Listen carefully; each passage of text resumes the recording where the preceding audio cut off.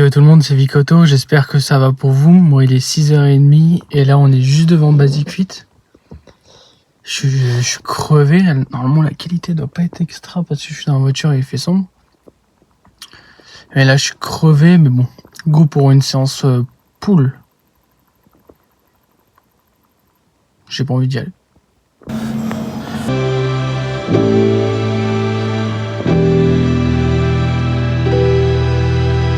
I remember the moment I got left behind.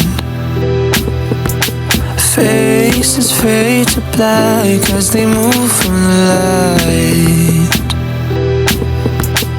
Am I even real, even real?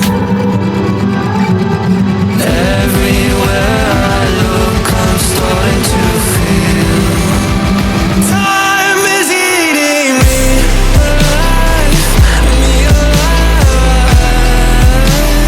Drowning in my life. Who am I?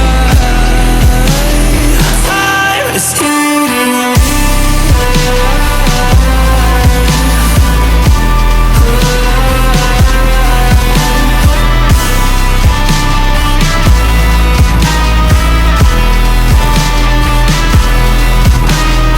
Feet glued to the floor, I'm not moving anywhere.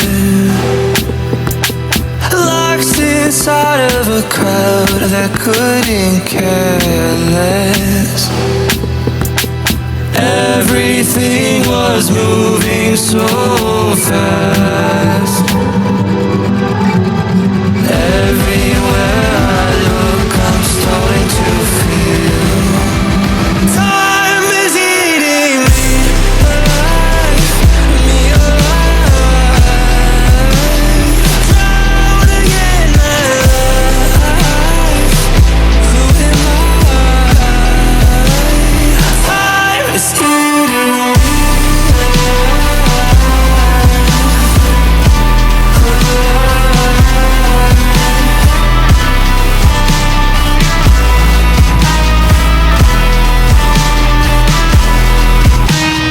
Time moves on and on. Can I stomach it? Can I stomach it? Where did I go wrong? My fear built an appetite, but time is eating me alive, me alive. Drowning in my life. Who am I? Time is eating me alive.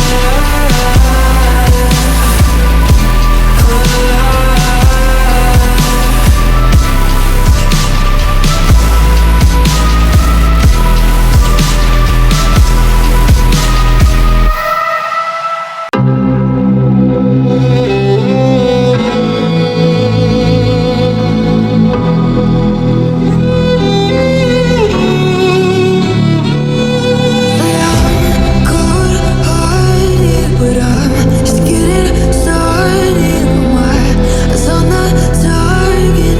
No, no.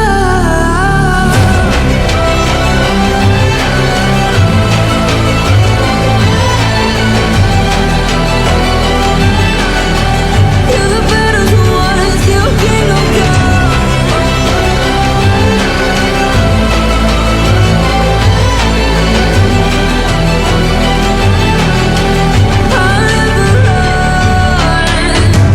best to give me your loyalty, 'cause I'm taking the world, you'll see. They'll be calling me,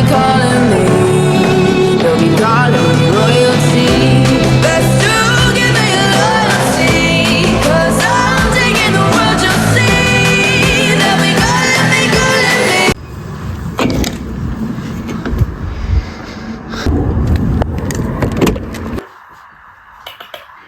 Fallait que ce soit bouclé, quoi.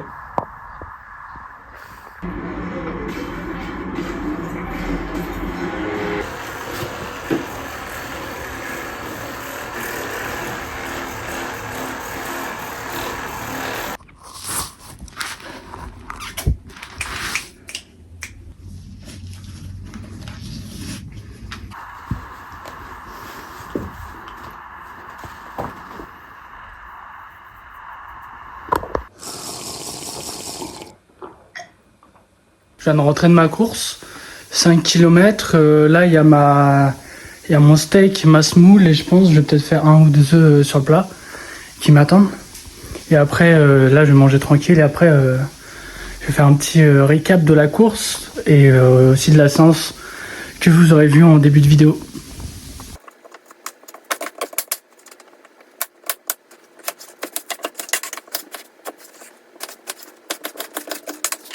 Bon, je viens de finir de préparer les patates. Et, je vais les manger avec du cabillaud ce soir. Mon petit café, ma petite eau. C'est carré. Bon les gars, le temps de manger, le temps de faire la vaisselle et refaire à manger pour ce soir. Là vous voyez pas mais ah bah, voilà. Maintenant vous allez le voir. Sani, fais coucou, fais coucou. Ça s'appelle une agression physique. Bon, si la porte se referme, c'est normal, voilà. C'est encore lui, il revient à la charge. Limite, il veut faire un combat de boxe. Je vais vous expliquer ma séance pull. Alors, je commence toujours par le tirage vertical. Parce que c'est l'exercice où j'ai le plus besoin. L'exercice où j'y arrive le moins. Je fais 2 séries lourdes pour moi forcément. Et une série plus légère que ma première série, entre guillemets, de quelques kilos. Là, honnêtement, là, je crois que je suis à 4 kilos plus léger, j'en fais rep max. Genre, je peux en faire 15. En vrai, au-dessus de 15, ça me fait chier d'en faire au-dessus de 15. Et d'ailleurs, je sais même pas comment... Il y a un moment où j'en faisais 17, des trucs comme ça. Je sais même pas comment je fais pour en faire 17. À 4 kilos de plus, j'arrive à peine à en faire 10. Mais bon, ça doit être parce que tu montes les kilos aussi après. Je me fais agresser littéralement par le chat. Hein. Voilà. C'est un patapouf. Tu dis bonjour à la caméra? Regardez comme elle est beau. Oui, tu montes les griffes. Oh là, regarde la caméra. Oh là là là là là là là. Oh, tiens, il a vu un truc dehors. Je sais même plus ce que je voulais dire, tellement je me fais agresser là. Mais oui, entre guillemets, après tu passes à 61 ou 62 kilos. Tu fais tes 10 reps. Bon, en gros, là je sais plus si j'en ai fait 10 ou 12 à 60 et quelques. Mais après t'en fais 15 facile. Ça, à mon avis, c'est je crois qu'on appelle ça la potentiation, un truc comme ça. C'est souvent les powers qui l'utilisent. Ils déraquent juste une barre, ils se mettent comme ça, et genre ils bougent pas, ils la re-raquent, mais ils restent pendant 10, je pense, ça peut peut-être 20 secondes, c'est long, je pense. Mais au moins 10 secondes, et après ils sont plus forts parce que leur système nerveux, système nerveux, il est plus amené à pousser lourd. Lui, il va comprendre que tu vas pousser lourd, donc la prochaine fois que tu vas faire une barre, il va la pousser plus rapidement que d'habitude. Mais bon, bref. Deuxième exercice, honnêtement, je sais pas comment le tirage il s'appelle, mais le tirage sur le banc. En gros, le tirage comme ça. Je le refais depuis pas très longtemps. Les perfs, elles augmentent bien en vrai. Même si là, je suis quand même allé à l'échec parce qu'à un moment, j'y arrivais plus. J'essayais de mettre un maximum mon coude vers ma poche, vers ma hanche, pour que mon grand dorsal il travaille un maximum. J'ai pas grand chose à dire après sur cet exercice en vrai. Un exercice que j'ai repris depuis pas longtemps, le pull-over à la corde. Je me fais 15 répétitions à chaque fois. Là, la dernière à l'échec. À un moment, c'est bien aussi de tomber aussi à l'échec total. Le seul truc qui est chiant avec cet exercice, c'est que tu te fais emporter en avant. Tu peux pas, aller trop... tu peux pas être trop près de la poulie, parce que sinon, forcément, la corde, je suis sur le cran, je crois que c'est 18, le cran tout en haut. Je pense, ouais. Sinon, ça se raque. Et en gros, et moi, je vais avoir quand même une extension assez conséquente. Je pourrais pas avoir la meilleure extension du monde, mais un minimum, voire un maximum d'extension sur l'exercice que je peux faire, je vais le faire clairement. Mais ouais, je me fais juste un peu emporter par le poids, c'est chiant. C'est un peu chiant pour le coup. Mais après, j'essaie de trouver des techniques. En fait, peut-être de tirer plus fort, plus sec, et après, je laisse un peu. Et l'exercice, en vrai, il est plus facile en faisant ça. Moi, je préfère la corde clairement parce que tu peux aller plus loin. Moi, je trouve que tu peux au moins mettre c'est surtout la flexion au niveau de tes coudes à un moment. Faut qu'elle le plus loin possible, pas trop loin non plus, parce que sinon, à un moment, ça sert à rien. Là, j'ai trop le seum, j'étais en train de parler et tout. Et il y a un moment où mon iPhone, il me dit « Vous n'avez plus de stockage ». Maintenant, on va passer à l'arrière d'épaule. L'arrière d'épaule, c'est un mouvement en vrai simple. J'aime pas faire les deux bras en même temps. Je préfère unilatéralement parce que la dernière fois que j'ai fait aux deux bras, j'ai eu une douleur. Une douleur sur même les deux coiffes des rotateurs. Et limite, je pouvais pas trop lever le bras gauche. Déjà que j'ai une faiblesse au niveau de la coiffe à gauche. Mais unilatérale, en vrai, là je fais 12 reps. Je pourrais même peut-être monter à 15. Je trouve que ça avance de ouf. En vrai, il suffit que tu aies les bons mouvements de toute façon. Pour ta séance dos et que tu taffes un peu, même une série par semaine, l'arrière d'épaule. Ton arrière d'épaule, il va grossir forcément. Il peut pas ne pas grossir si tu travailles même une fois par semaine. Chaque muscle, entre guillemets, grossisse une fois par semaine. Après, forcément, si tu travailles deux fois par semaine, 3 fois, bah ils vont grossir plus facilement, plus rapidement. Mais si tu fais une fois par semaine, il va aussi grossir. C'est pas possible qu'il ne grossisse pas en le faisant une fois par semaine quand même. Si tu fais bien les surcharges progressives, tu mets de l'intensité, normalement il doit grossir. Bon, passons aux biceps. Biceps, que 2 exercices qui sont largement suffisants. On va commencer par... alors, pareil, je dois être vraiment nul, je ne connais pas le nom. Je connais pas le nom. À la poulie d'angle, je connais pas trop le nom. On va dire, on a appelé ça. Moi, j'appelle ça du curl poulie angle. C'est carré, voilà. En vrai, surcharge progressive. Moi, j'aime bien faire 10 reps, pas plus. Et en vrai, tu tabasses, hein. Tu fais tes 3 séries, 10 reps à chaque fois. Souvent, la dernière, je suis à l'échec. Là, je crois pas être tombé à l'échec. Mais ça allait, j'ai réussi à faire ce que j'avais à faire. Pour moi, c'est clairement le meilleur exercice biceps que tu peux faire, clairement. Je préfère tellement le faire au poulie que avec les haltères. Avec les haltères, j'y arrive pas. Il y a un moment où je sens que même à poids léger, j'ai plus de force. Que là, j'arrive à avoir de la force. Alors peut-être le fait de juste entre guillemets utiliser ses biceps, bah ça me tue. Mais là, le fait d'être debout, d'être gainé, que assis tu peux pas forcément te gainer comme tu veux. Le fait d'être debout, un pied devant, un pied derrière, tu te gaines, t'es un peu t'es un peu incliné. À mon avis, ça doit faire quelque chose que mes biceps clairement ils préfèrent et que je sens clairement que c'est plus dur, tu vois, que sur un banc. Mais en même temps, je sens que je sais pas, j'y arrive plus. Alors peut-être que c'est mental, hein, tout simplement, et que sur le banc, je me dis, j'y arrivais déjà pas avant, je veux pas y arriver. C'est fort probable, mais pour le coup, j'y arrive. Alors bon. Moi, je veux dire, l'exercice, c'est partout, tu le vois partout.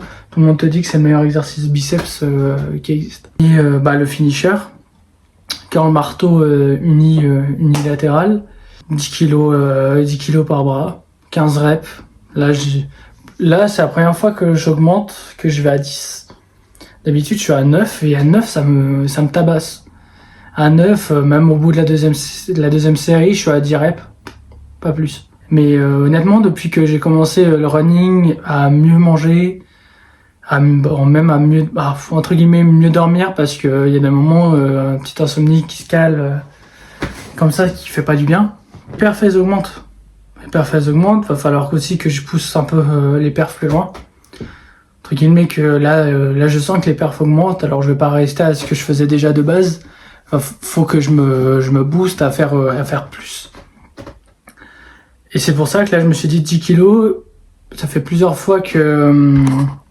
attendez, voilà, c'est mieux. 10 kilos, ça fait plusieurs fois que j'y pense. Mais vu, en fait, tant que j'arrive pas à faire mes 15 reps sur les 3 séries à 9 kilos, bah, je passe pas à 10 kilos. Je préfère rester à 9, 9, 9, 9, 9, et c'est mieux. Je dis, comme je dis juste avant, 10 kilos. 10 kilos par bras, et mine de rien, j'ai l'impression que c'était plus facile, largement plus facile que les autres. Forcément, à la fin, troisième série, t'arrives à 10, c'est le mental qui joue, hein. Mais sinon, ça va, pour moi, des belles répétitions. Je vais vous mettre ici tous mes exercices et que je fais. À chaque fois, il y a 3 séries, en fait, alors c'est simple. C'est simple pour le coup avec moi. Mais le nombre de répétitions qu'il faut faire et tout.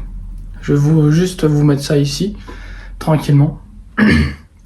Et maintenant, passons au running que je viens de faire juste avant. J'étais vraiment pas chaud de le faire. Au début, je me suis dit, tiens, je vais le faire assez tôt, comme ça je vais être tranquille. Après, j'ai vu que vraiment, il faisait pas beau, là. Là, les JO, ils ont fini. Là, il fait pas beau du tout. Il faisait, 16 degrés.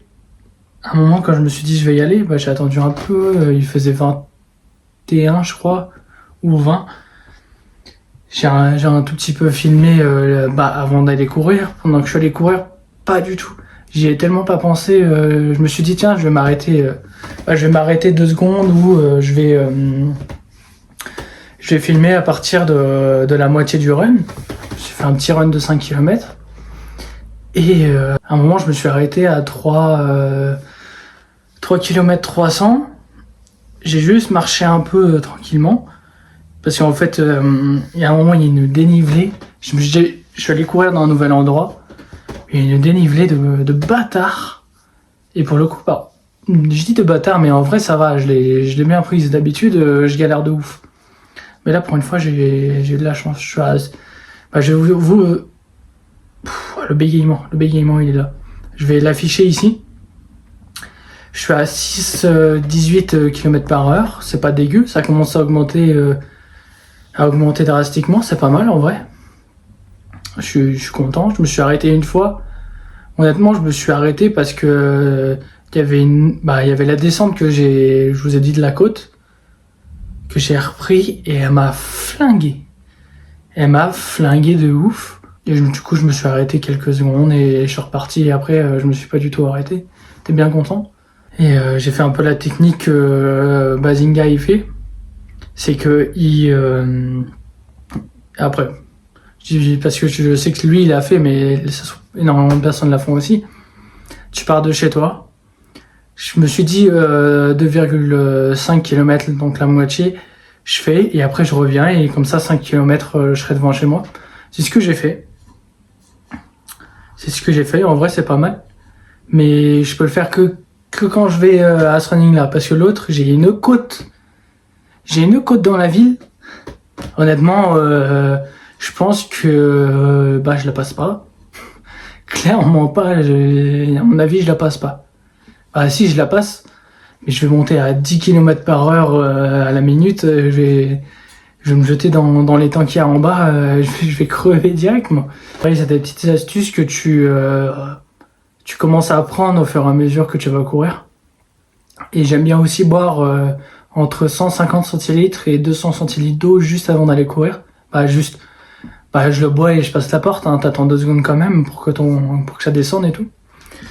Mais petit à petit, tu fais ce que ton corps il a besoin et tu ressens ce que ton corps aussi il a besoin. Par exemple, là, après je vais aller à la douche, eau froide, glacée sur les jambes. Je sens que je vais avoir des courbatures ou pas. Je vais mettre de l'eau froide, ça c'est clair et net. Parce que je peux pas... ça fait partie de la récupération que je veux. Et je pensais limite à m'acheter un bain glacé, je crois que ça s'appelle comme ça. Genre, tu remplis juste d'eau et tu te fous là-dedans. Et c'est en vrai, le haut du corps, ça va. Les courbatures, ça va. Après, c'est toujours les pecs. À un moment, j'ai des courbatures, et les triceps aussi. Pour les jambes. Je fous mes jambes là-dedans. Je les fous pendant, je sais pas combien, peut-être 5 minutes, grand max. Et après, tu te mets tellement bien niveau récup. Là, vous avez vu aussi, j'ai un petit pistolet de massage. De chaque action, parce qu'on roule sur l'or ici. Mais petit pistolet de massage. Va falloir que je m'achète aussi une nouvelle chaussure, je pense, à un moment. Parce que celle-là, je sais pas combien de kilomètres j'ai fait, j'avais pas fait non plus énormément. Mais bon, je les ai achetés à 40 € au lieu de 80. Et quand j'entends les prix des Saucony, par exemple, à 160, des trucs comme ça, moi je pensais honnêtement que ça coûtait déjà plus cher que ça. J'étais en mode 240, ça va coûter la blinde de ouf. 60 en vrai, tu te dis, tu fais 1000 bornes avec, et voire plus, parce que ça dépend, à mon avis, de ta foulée, comment t'entretiens aussi tes chaussures et tout. Si tu te dis que en vrai ça va. Après c'est toujours pareil, c'est un investissement sur toi-même, tu vois. Donc il y a rien de mieux que de faire de toujours des fois mettre le prix et te dire des fois t'as pas mal au mollet, t'as pas mal au pied le soir et tout. Sur ce, j'espère que vos objectifs sportifs ou même de la vie de tous les jours, travail, hobby, n'importe lequel, se portent bien. Ciao.